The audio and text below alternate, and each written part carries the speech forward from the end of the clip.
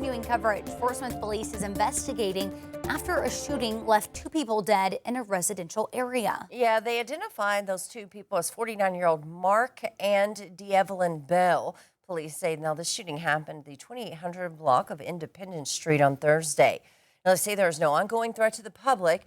Bodies have been sent to the state crime lab. No other details have been released at this time, but we will be sure to keep you updated on air and on our website, 5newsonline.com. Well, this morning, Springdale police say they're searching for a missing 61-year-old woman. Gretchen Mack was last seen December 28th, potentially in her black Nissan Rogue.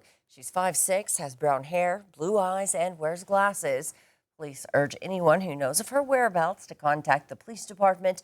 The number here on your screen, 479-751-4542. Well, today, the Greenland community is coming together following a serious crash that injured a school district basketball coach and 2 students. Police say a 23-year-old man died after crossing into oncoming traffic and causing a head-on crash. The other vehicle was driven by basketball coach Jeremy Shopper, who was traveling with 2 16-year-old students after a tournament in Mansfield. The school district says a community gathering will be held today at the high school gym, where donations will be accepted to support Shopper's family.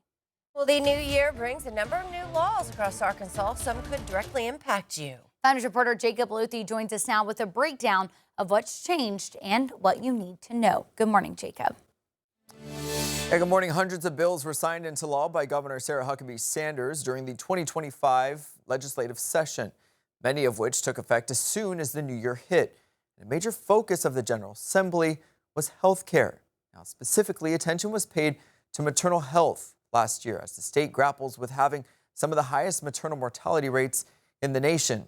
Act 866 in Arkansas requires health benefit plans to cover baby deliveries at licensed birthing centers. Lawmakers also passed several measures in Arkansas this year, expanding insurance coverage for other health care services, including care for brain injuries, breastfeeding support, genetic testing, and cancer screenings. One of those measures is Act 424. It requires insurance companies in Arkansas to cover a broader range of breast reconstruction surgeries that includes the DIP flap procedure, which uses tissue from the patient's abdomen to reconstruct the breast. Doctors say these procedures are critical to both the physical and mental recovery of women with breast cancer and help position Arkansas as a destination for advanced medical care.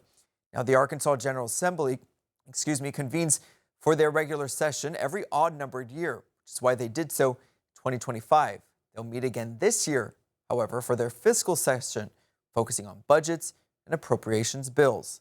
Jacob Luthi, 5 News. All right, thanks for that, Jacob. 6:35 this morning. Some Amazon customers are getting unexpected checks in the mail, and they're real. The payments are part of a $2.5 billion settlement between Amazon and the Federal Trade Commission. It's over claims that the company made it too easy to sign up for Prime and then too hard to cancel.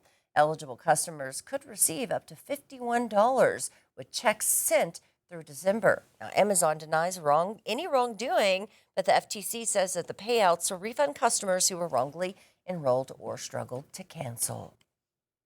Well, this morning we are learning that dozens of FEMA workers are starting the new year without a job. Those employees were notified by email on New Year's Eve that their contracts would not be renewed. They're part of FEMA's on-call disaster response and recovery teams, often among the first federal workers deployed after emergencies. A FEMA spokesperson says the positions are temporary and staffing levels shift based on disaster activity.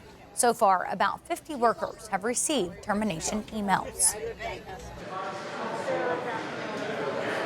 Tragedy at a luxury ski resort in Crans, Montana, Switzerland, where officials say about 40 people are dead, 115 injured after a fire broke out in a bar during a holiday celebration. Amy Kiley has more. It is a tragedy. A Swiss ski community is in mourning after officials say dozens of people died and more than 100 were injured in a fire. Authorities say it broke out in a bar at a luxury ski resort during a New Year's celebration. The majority, I imagine, of the people touched touched by this drama, they are the young people who came for the holidays. Some victims appear to be foreign nationals. Officials say identifying everyone could take days. They say they're not sure how the tragedy unfolded. It's unclear if the bar was at capacity or if the width of a staircase was a factor.